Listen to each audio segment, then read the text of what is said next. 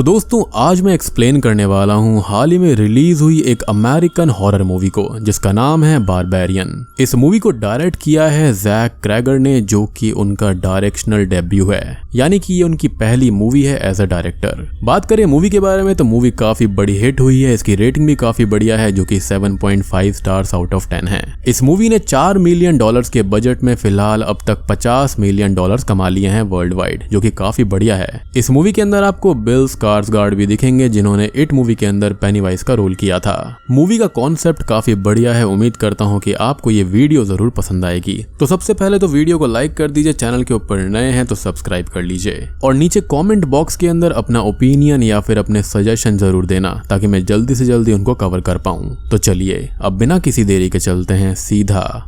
Video की तरफ। Movie की शुरुआत होती है रात्रि के समय में, जहां पर हम टेस नाम की एक लड़की को देखते हैं जो कि ब्राइटमूर अपार्टमेंट्स डेट्रॉइट टाउन के अंदर आई हुई थी और उसने एयरबीएनबी से 476 बारबरी घर बुक किया था। लेकिन जब वो वहां पर जाती है तो उसको कीज नहीं मिलती और वो अपनी कार में बैठकर उस घर को रेंट पर लगाने वाली एजेंसी में कॉल करने लगती है, लेकिन कोई भी कॉल पिक नहीं करता। अब वो अपनी कार के अंदर बैठी हुई थी कि तभी उसे उस घर के अंदर कोई दिखता है और अब घर के डोर को वो नॉक करती है और विंडोज से झांक कर देखती है तो अंदर एक लड़का था जो उसको नोटिस करके डोर ओपन करता है, जिसको वो बताती है कि उसने एयरबीएनबी से ये घर बुक किया है। लेकिन वो लड़का ये कहता है कि उसने भी किसी और रेंटल सर्विस से ये घर बुक किया है, यानी कि यहाँ पर डबल बुकिंग हो गई थी। अब उन दोनों को ही समझ में नहीं आता कि आखिर करना क्या है। तो पहले तो वो लड़का उसे घर के अंदर बुलाता है क्योंकि बाहर काफी बारिश हो रही थी और अपना नाम वो कीथ बताता है, जिसका कैरेक्टर प्ले किया है बिल स्कार्सगार्ड ने, जिन्होंने इट मूवी के अंदर पेनीवाइज का रोल प्ले किया था। खैर अब टेस घर के अंदर आ जाती है और वॉशरूम जाती है पूरे घर को चेक करते हुए कि वहां पर कुछ अनयूजुअल ना हो, लेकिन उसको सब कुछ नॉर्मल मिलता है। अब वो वापस आती है तो कीथ उसको अपना रिजर्वेशन दिखाता है और ये भी बिल्कुल सही था। तो टेस ये बोलती है कि बुकिंग कीथ की है तो वो यहाँ पर रुक जाए और वो जाकर अपनी कार में बैठकर सोचती है कि क्या करना चाहिए, जिस पर कीथ ये कहता है कि उसे ये अच्छा नहीं लगेगा और टेस चाहे तो यहाँ पर रुक सकती है। अब वो उसके लिए चाय बनाने लगता है और वो अपने लिए डेट्रॉइट में होटल सर्च करने लगती है, लेकिन कहीं भी कोई रूम खाली नहीं था, जिस पर कीथ आकर ये बताता है कि टाउन के अंदर मेडिकल कन्विक्शन चल रहा है तो उसको रूम्स कहीं पर भी नहीं मिलेंगे। वो उससे ये कहता है कि वो चाहे तो रूम के अंदर सो सकती है और वो यहीं काउच पर सो जाएगा, जिस पर वो मना करती है, लेकिन वो उसको मना लेता है। अब अपना सामान रूम में रखते टाइम वो कीथ के वॉलेट को देखती है और उसकी आईडी की पिक्चर क्लिक कर लेती है इन केस कि अगर कुछ अनसेफ हुआ तो यहाँ पर उसके पास कुछ तो होगा सबूत के लिए। खैर अब अगले सीन में वो शावर लेने की तैयारी कर रही होती है और कीथ, जिसको यहाँ पर आने पर वेलकम वाइन मिली थी, वो वाइन लेकर बैठा हुआ था और बोलता है कि वो समझ सकता है कि टेस को यहाँ पर थोड़ा सा अनसेफ लग रहा होगा और अगर वो चाहे तो वाइन भी ना पिए क्योंकि उसने चाय भी नहीं पी थी और उसने वो नोटिस कर लिया था, जिस पर वो थोड़ी सी लाइट अप हो जाती है क्योंकि कीथ काफी सही लड़का था और अच्छे से बात भी कर रहा था, जिससे कोई भी नेगेटिव वाइब्स उसको नहीं आ रही थी, यानी कि कोई भी यहाँ पर फॉल्स साइन नहीं था। अब वो भी वाइन पी लेती है और वो दोनों बात करते हैं, जहाँ पर वो ये बताती है कि वो एक जॉब इंटरव्यू के लिए यहाँ पर आई है और एक डॉक्यूमेंट्री डायरेक्टर से उसको अगले दिन मिलना है।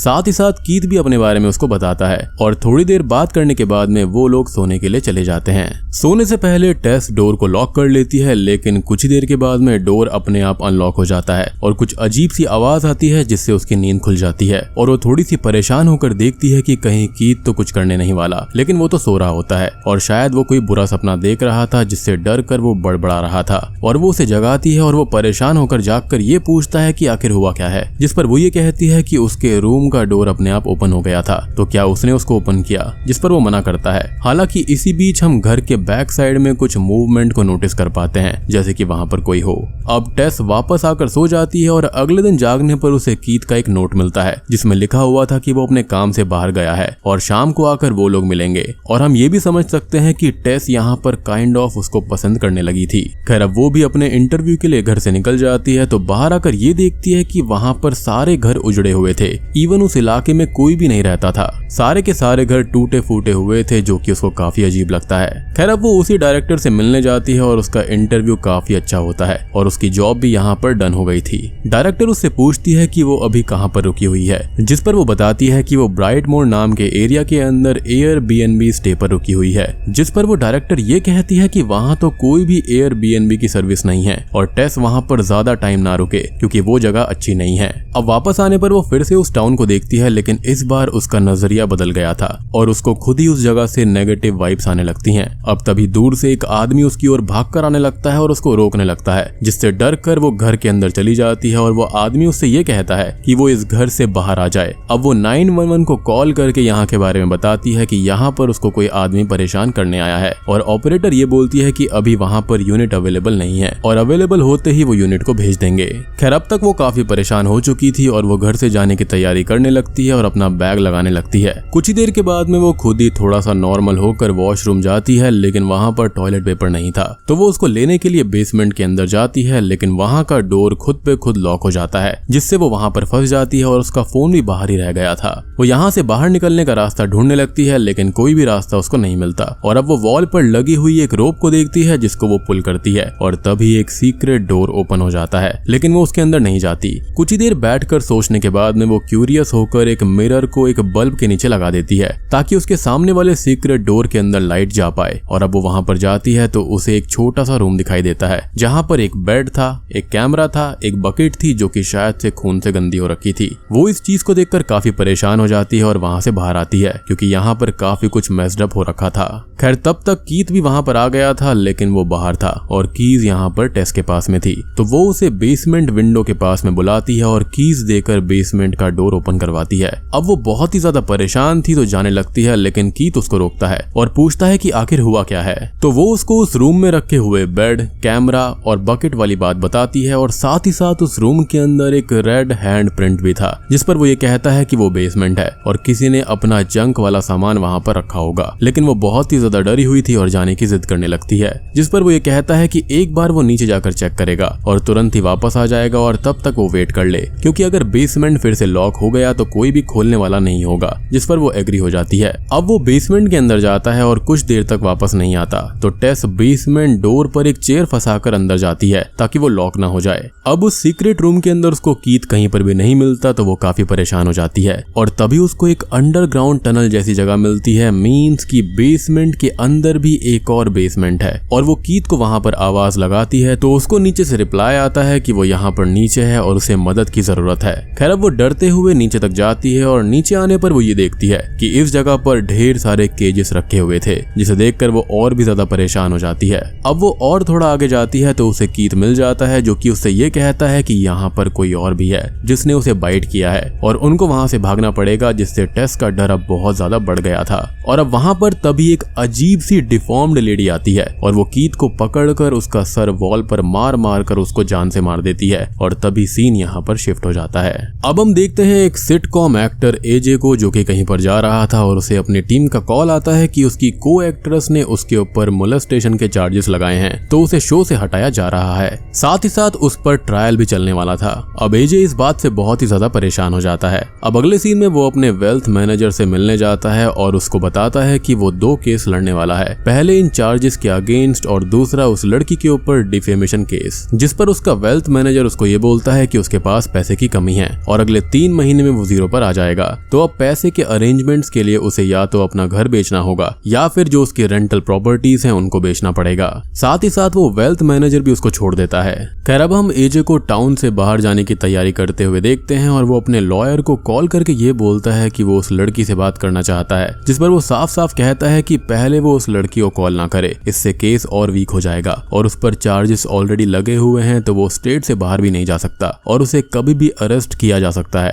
अब हर चीज से परेशान होकर एजे अपनी एक प्रॉपर्टी यानी कि एक घर में रहने जाता है और ये घर कोई और नहीं बल्कि वही घर है जहाँ पर हमने कुछ हफ्तों पहले टेस और कीथ को देखा था। यहाँ पर आने पर एजे को उनका सामान मिलता है तो वो परेशान हो जाता है कि उसके घर में आखिर रह कौन रहा था और वो उस एजेंसी की मैनेजर को कॉल करता है जो कि ये बताती है कि ये घर कुछ हफ्तों पहले रेंट के ऊपर गया था और फिलहाल तो वहाँ पर किसी को भी रेंट पर नहीं भेजा गया है और वो फोन काट देती है, जो कि काफी अजीब था। ऐसा लग रहा था कि जैसे ये एजेंसी वाले जानबूझकर इस जगह पर सबको भेजते हों, क्योंकि डायरेक्टर का क्लियरली ये कहना था कि वहाँ पर कोई भी एयरबीएनबी नहीं है। खैर अब वो उस चेयर को देखता है जिसको बेसमेंट के डोर को रोकने के लिए टेस ने लगाया था और वो उस डोर को बंद कर देता है। खैर अब थोड़ी देर के बाद में वो अपने फ्रेंड से मिलने जाता है जिसको वो सच बताता है कि उस लड़की के साथ वो उस दिन इंटीमेट हुआ था और वो मना कर रही थी, लेकिन उसको ये लगा कि कि बाद में उसने एंजॉय किया होगा, लेकिन ऐसा नहीं हुआ। अब रात को वो नशे में घर पर आता है और उस लड़की को कॉल करके सॉरी बोलता है, उसकी गलती थी, और सो जाता है। अगले दिन जागने पर वो उन दोनों का सामान देखता है और सोचता है कि बेसमेंट के अंदर कुछ हो सकता है, और वो उसका डोर चेक करता है तो नीचे से किसी के चलने की आवाज आ रही थी, और वो इससे थोड़ा सा परेशान हो जाता है, लेकिन बाहर आकर एक नाइफ और टॉर्च लेकर वापस बेसमेंट चेक करने जाता है। उसे वो मिरर वैसा ही सेट किया हुआ मिलता है जिसे टेस ने सेट किया था, और उसको वो सीक्रेट डोर भी मिल जाता है, और वो उसके अंदर उस सीक्रेट कैमरा और बेड वाले रूम को देखकर काफी खुश था,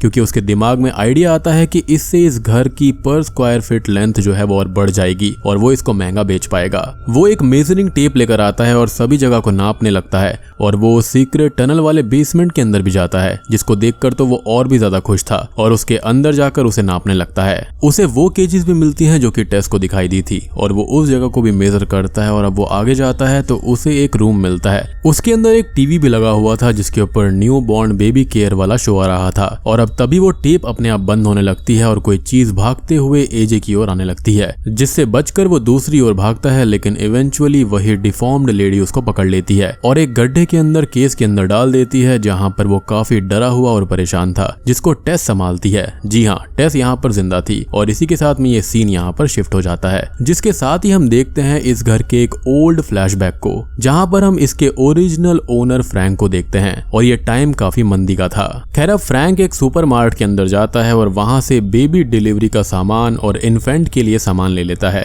जिस पर शॉप अटेंडेंट उससे पूछती है कि बच्चे की मदर साथ नहीं आई, जिस पर वो मना कर देता है। अब वो वहां से निकलता है और एक लेडी का पीछा करने लगता है, जिसके घर के पास पहुंचने पर वो एक सर्विस प्रोवाइडर की तरह ड्रेसअप होकर उस लेडी के घर के अंदर प्लम्बिंग सर्विस के बहाने जाता है और वहां की विंडो को अनलॉक कर देता है किसी पर्पस के लिए। अब वो वापस अपने घर पर आता है और उसका नेबर उससे बोलता है कि वो लोग यहाँ से जाने वाले हैं शहर में रहने के लिए, जिस पर वो कहता है कि वो यहाँ से कभी नहीं जाएगा। अब वो अपने घर जाता है और बेसमेंट ओपन करता है, और हम सुनते हैं दर्द से भरी बहुत सारी लेडीज की चीखों को, और इसी के साथ में ये फ्लैशबैक यहीं पर खत्म हो जाता है। लेकिन आगे हमें पता चल जाएगा कि यहाँ पर ये सब हो क्या रहा है और फ्रैंक के बेसमेंट में आखिर है क्या। खैर अब हम फिर से टेस और एजे को देखते हैं जो कि उस गड्ढे के अंदर बंद थे, और टेस एजे से ये बोलती है कि वो डरे नहीं, खुद को संभाल ले, क्योंकि अगर वो डरेगा तो वो लेडी भी उससे डरेगी। खैर तभी वो डिफॉर्म्ड लेडी वहां पर आती है और ऊपर से फीडिंग बॉटल नीचे डालकर उसे पीने के लिए देने लगती है, जिस पर टेस बोलती है कि वो मना ना करे और ये दूध पी ले,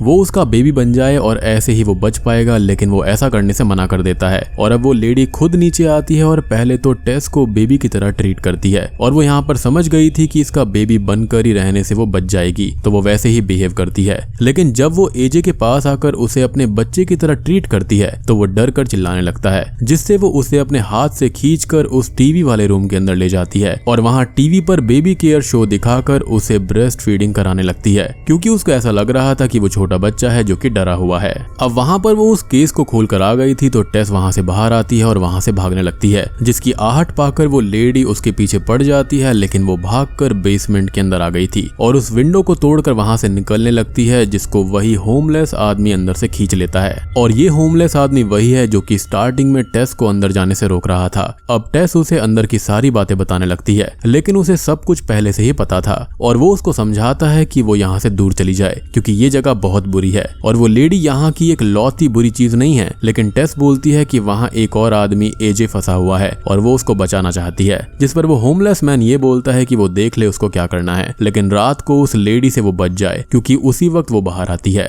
और स्टार्टिंग में हमने इस घर के अंदर जो आहट सुनी थी वो इसी लेडी की थी। खैर अब वो हेल्प लेने के लिए निकल जाती है और कुछ ही दूर जाने पर उसको एक गैस स्टेशन मिलता है, जहाँ से वो पुलिस को कॉल करके बुलाती है। इधर एजे भी मौका पाकर भागता है, लेकिन वो टनल के अंदर ही था, और अब तभी उसको एक सीक्रेट रूम मिलता है, जिसके पास आने पर वो लेडी जो कि उसका पीछा कर रही थी वो भी लौट जाती है, यानी कि उससे वो डरी हुई थी। अब वो उस रूम के अंदर जाकर देखता है तो वहाँ पर बहुत सारा सामान और टीवी था, साथ ही साथ कुछ ड्रेस भी थी, और उसमें से एक तो उस लेडी की ड्रेस थी जिसका पीछा करते हुए हमने फ्रैंक को देखा था, यानी कि जिसकी विंडो को उसने ओपन करके छोड़ दिया था। अब एजे को उस रूम के अंदर ओल्ड फ्रैंक मिलता है जो कि उससे पानी मांगता है। अब वो उसे पानी की बोतल देकर उसके पास ही रखी हुई ढेर सारी टेप्स को देखता है, तो वहां पर ढेर सारी लेडीज के नाम वाली टेप्स थी, जिसमें से वो एक को प्ले करता है तो उसने एक लेडी की रिकॉर्डिंग थी जिसको फ्रैंक मोलेस्ट कर रहा था और बहुत बुरी तरह से टॉर्चर कर रहा था। और हम ये समझ सकते हैं कि वो उन लेडीज को उस कैमरा वाले सीक्रेट रूम के अंदर मोलेस्ट और टॉर्चर करता था,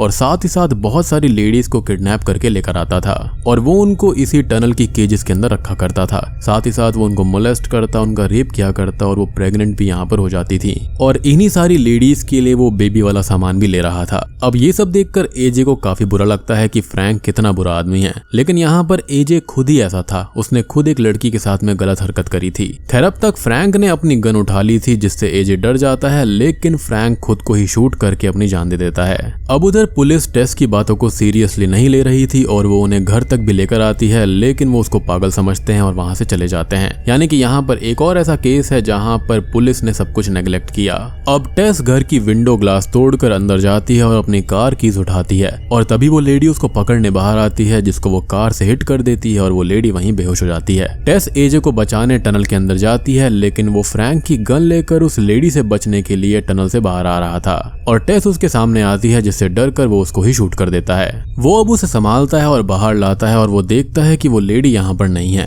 और वो लोग यहाँ से बचकर भागने लगते हैं, जिन्हें वो होमलेस मैन अपने हाइड आउट के अंदर ले जाता है। अब वो दोनों उससे पूछते हैं कि आखिर ये लेडी है कौन, जिस पर वो बताता है कि वो इस घर में पिछले 40 साल से रह रही है, जिस पर एजे बोलता है कि ये घर तो उसका ही है, जिस पर वो कहता है कि ऑन पेपर ये घर उसका होगा, लेकिन वो घर उस लेडी के डैड का है, यानी कि फ्रैंक का, जो कि यहाँ पर लेडीज को लाया करता था और उनसे बच्चा करवाया करता और बार बार यानी कि एक के बाद एक बच्चा, जैसे कि कोई एनिमल ब्रीडिंग हो। और ये चीज काफी ज्यादा भयानक थी। और ये जो लेडी थी ना, वहां पर जितने भी औरतों के साथ में टॉर्चर हुआ था उन सब का एक कंबाइंड रूप आप कह सकते हो। और शायद से यही रीजन था कि वो लेडी जो थी वो अपने पिता से यानी कि फ्रैंक से डर रही थी, क्योंकि वो जानती थी कि वो कितना भयानक है, क्योंकि उससे भी बड़ा मॉन्स्टर वो खुद था। और शायद से मुझे ऐसा लगता है कि फ्रैंक को अपनी हरकतों का गिल्ट था, शायद इसलिए ही उसने खुद को गोली मार ली थी, क्योंकि बाहर तो वो जा नहीं सकता था। अब एजे ये बोलता है कि उन्हें टेस को हॉस्पिटल लेकर जाना होगा और ये सारी उसकी गलती है। अब चाहे वो बुरा इंसान हो या फिर अच्छा इंसान हो, लेकिन उसको टेस को बचाना होगा, जिस पर वो होमलेस मैन ये बोलता है कि टेस की जान बच जाएगी, लेकिन रात को उनको यहीं पर रुकना पड़ेगा क्योंकि वो लेडी सब जगह घूम रही होगी। उसका ये कहना था कि वो बस यहीं पर नहीं आएगी,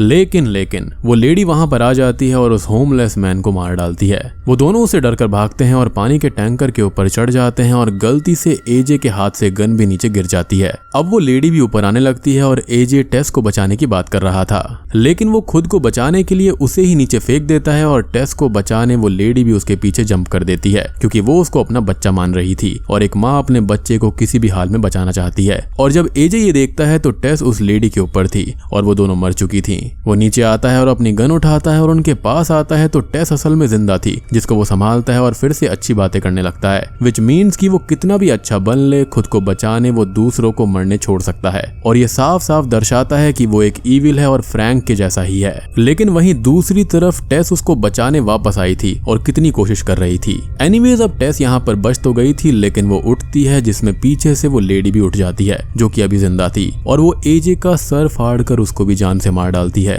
क्योंकि उसने उसकी बच्ची को नीचे फेंका था। अब वो टेस को अपनी बच्ची की तरह संभालने लगती है और उसका प्यार एकदम प्योर था, लेकिन कहीं ना कहीं वो टेस को ये हिंट दे रही थी कि वो उसको खत्म कर दे। और टेस भी यहाँ पर समझ जाती है कि वो लेडी सोसाइटी में नहीं रह सकती, भले ही वो मॉन्स्टर ना हो, क्योंकि जो लोग खुद ही कहीं ना कहीं पर ईविल है वो लोग उसको ही एक मॉन्स्टर समझेंगे। और वो उसको शूट करके उस टाउन से बाहर चल पड़ती है और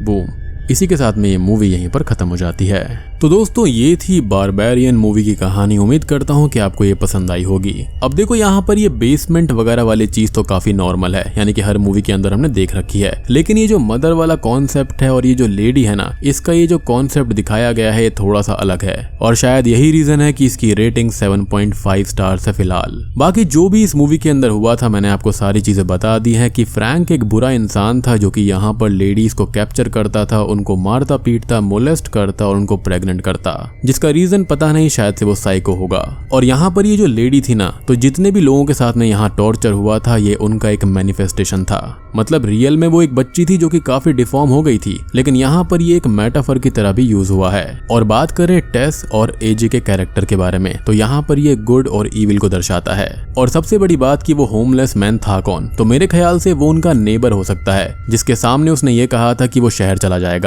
तो शायद से यहाँ पर फ्रैंक ने उसकी वाइफ को भी मोलेस्ट किया होगा और वो यहीं पर रह गया। I mean, ये खाली मेरी थ्योरी है, मैं इसको कंफर्म नहीं कर सकता। उम्मीद करता हूँ कि आपको ये वीडियो पसंद आई होगी। पसंद आई है तो वीडियो को लाइक कर देना, चैनल के ऊपर नए हैं तो सब्सक्राइब कर लीजिए। तो मैं आप सबको मिलता हूँ अगली वीडियो के साथ में, तब तक के लिए